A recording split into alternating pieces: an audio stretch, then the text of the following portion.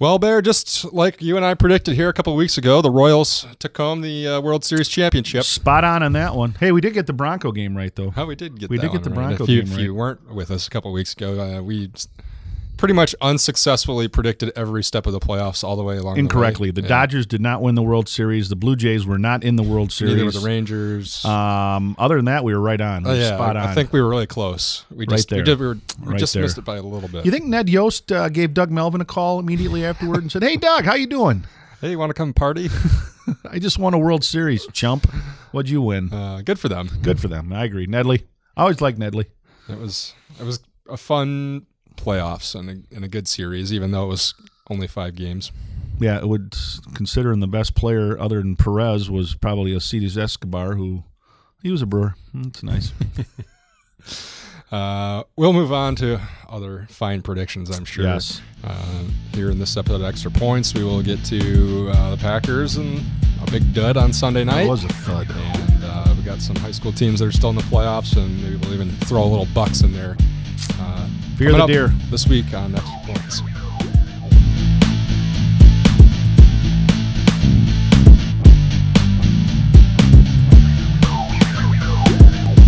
What's up, everybody? Welcome back to another episode of Extra Points. This is John Barry.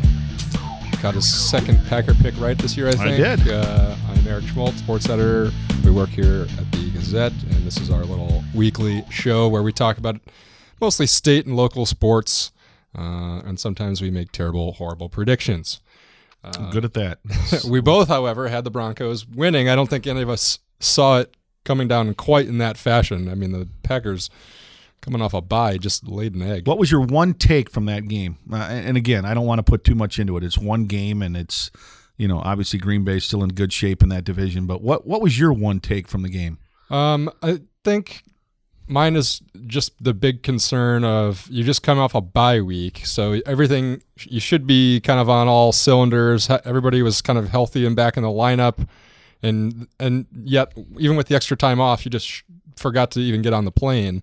And then they come out like Monday and say, we just got to do some self-scouting and we'll get back to it. Well, that was what they did for the whole first week, the bye week. They came out and said, like, that's what we do that first week. We just self-scout.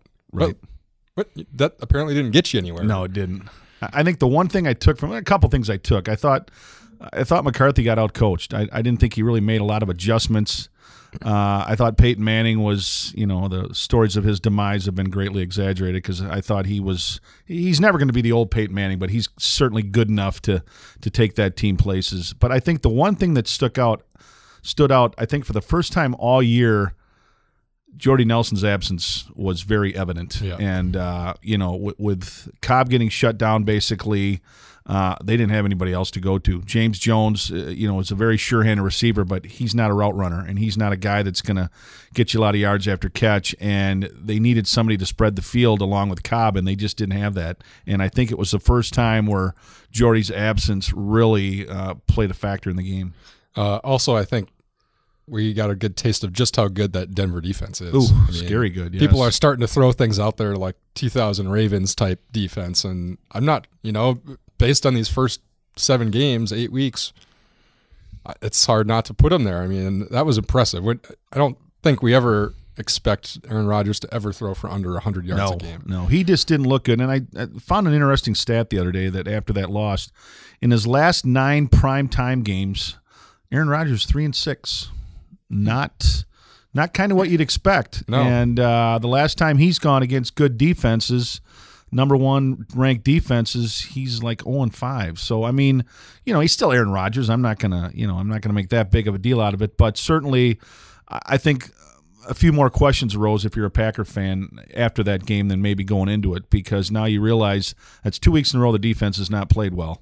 And offensively, they are just not generating a lot of long, sustained drives. And again, a lot of it has to do with playmakers and their lack of them right now. And you can talk about depth and guys that you have, but, let's face it, when you're beating the Detroits and the Chicagos, it's a little different than when you start playing the good teams. And they played a good team, and they did not have a good response to it. I think that makes this week all that more important. And the grand scheme of things, this is going to really kind of tell us where the Packers stand, because you have a chance to bounce back from a really dud performance in primetime against another team that hasn't lost yet.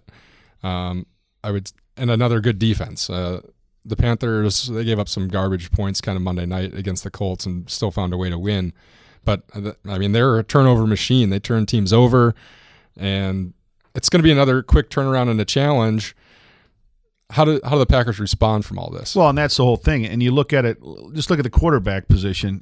Peyton Manning, I think since they've gone to that pistol, he's a little bit more accurate. He's getting rid of the ball a little bit quicker. And Green Bay didn't get a lot of pressure on him Monday night. And whether it was just because of lack of making the adjustments or not blitzing or whatever it might be. But I think a guy like Cam Newton, a quarterback like that in the past has given them some trouble. And just because of his Colin Kaepernick, yeah, right? Exactly. But then I also look at it, Cam Newton doesn't have a lot of weapons. I mean, if your best weapon is Greg Olsen, I mean, that's, Greg Olsen's a great tight end, but I mean, if he's your best weapon, which he probably is, you'd think you could shut him down and make Ted Ginn or somebody else have to beat you. And, Cam Newton is just a guy that just seems to get better as the game goes on. And let's face it, when they need a yard or two on third down, he gets it. Man, he is something. A couple of those plays Monday night were just ridiculous. It looked like he was like bottled up for 2 yards, and all of a sudden he like did a jump and a half twist and lunged forward for like 5 more yards. I mean, just like, is what? it a case where you just say, hey, Clay, just shadow Cam. Wherever he goes, you go. If he's not even involved with the play, so be it. Just stick with him so he doesn't get those, his third down efficiency is crazy. I mean, it's off the charts, and he's a guy, like I said, in the past, a Michael Vick, a Colin Kaepernick, those guys are a little bit more mobile, have given Green Bay trouble, and we'll see how they adjust, and especially coming off a tough loss. Do you think they go into this week thinking we've really got to come out and make a statement? Well, I think McCarthy said it best at his press conference. He says, I haven't had my, what kick like that in a long time. It was a very humbling experience, and he's right. I mean, the Green Bay was really never in that game. I mean, they scored to make it 17-7 or whatever it might have been, but you never got the sense that Green Bay was going to make a game with that. I didn't, at least. No. I mean, I never thought that they were really in that game, and Rodgers just looked mad more than anything else, especially late in the half when I think he expected to get the ball back, and they never did. But, it's certainly, I don't think anyone expected Green Bay to go undefeated, but, if you go on the road in big games and lose back-to-back, then all of a sudden, like I say, the red flags start to go up a little bit. That said, I mean, it's not like we need to talk people back from a ledge or something. No. After this Carolina game, I was looking at it. They get, I think, the Lions twice, the Vikings, and the Bears in a 4-week span. Right. I would still say they're head and shoulders above their division rivals. And I think we both said what I think you might have said.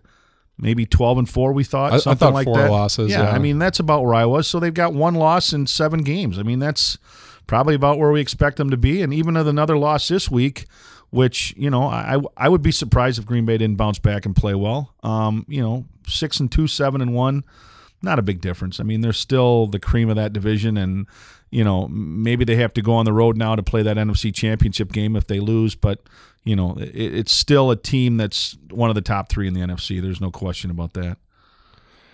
We'll see how they bounce back. Sunday, I think that's a noon game, a rare noon game for the Packers this year. That's crazy. Around here, it's playoff time still. It's playoffs. For a few teams at least. A shout out to Milton, the boys' soccer team. Goes on the road, beats, well, I guess it wasn't on the road, but in Verona, beat Oregon, a team that had given them fits pretty much for their entire program history. Given a lot of team fits, yeah. Yeah, when you go to state 6 or 7 times in a 10-year span or whatever it's been.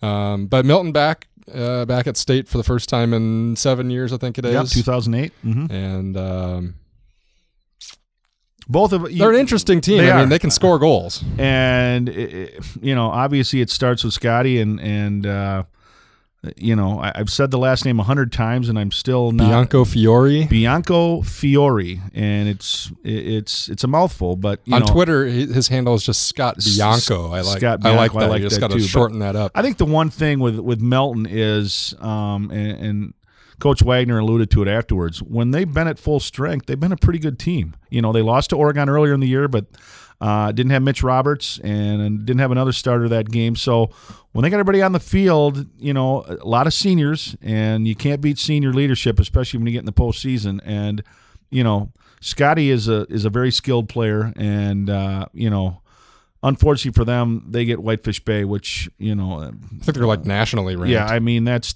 another bad draw. But you know what? You get to state. Did you and I ever think Melton would get to state in soccer? I was thinking about it the other night because I went to their first match of the year. They were at Craig. Mm-hmm. I remember it was like 6-5. Yeah, they went back and forth. I was like, what am I watching? What am I watching here? And this is fun, but I mean, how good are either of these teams going to be if you're giving up 11 goals? The playoffs, and really by the end of the year, Melton was playing very good soccer. Well, and that's what Scott said after the games. I asked him, what it felt like, and he said, "Well, I don't know if we ever thought we would get here until it was pretty late in the year." I think he said they went through 15 games or 15 matches before he even really thought, oh, maybe this is possible. Even in the first game of the year, they didn't probably think like, oh, wow, we're going to be world beaters here. But they seemed to gel and come together as the season went along and really started believing in themselves probably toward the end of the season. And that goes a long way. And it does. And not to take anything away from them because they're there, but sometimes you got to get in a good draw, and I think they did. I think that was probably the weakest sectional of the four. Certainly Whitefish Bay sectional was loaded. Sometimes it's a matter of you got to make your breaks, and I think Melton was able to do that. They caught Oregon on maybe a little bit of a down year. Oregon wasn't ranked. I think they had 6 or 7 losses coming in. So a case where... And they missed Elkhorn because Fort Atkinson pulled off a monumental upset. So things kind of fell into place for them, but you still got to make things happen for yourself, and they were able to do that. And you were up there, and I think the own goal just speaks of maybe just Melton outworking Oregon. Well, Bianco Fiore was pretty much right there. If the guy didn't get his foot on it and just hope that he kicked it over the net or out of bounds or back out. I mean, I think that was I just got to hit this and see it. Hope it goes somewhere good because Scott's right there with me. Right. And it just glanced and off. And obviously the goal late in the first half was big. That was huge. Yeah. It was looking like it was going to be 1-0 at half. And Milton was kind of frustrated because Rickman got his hands on the ball and it was a pretty good blast and it just got through him on a wet surface. Right. It rained all day, but I think they would have gone in there and they just wouldn't have had a whole lot of momentum going into the second half. Well, all of a sudden you get a turnover at midfield. Let's just see what happens. Just pass it forward. Scotty turns and hits, and there it is. And it'll be interesting once they, up at State, because I think State's held an artificial.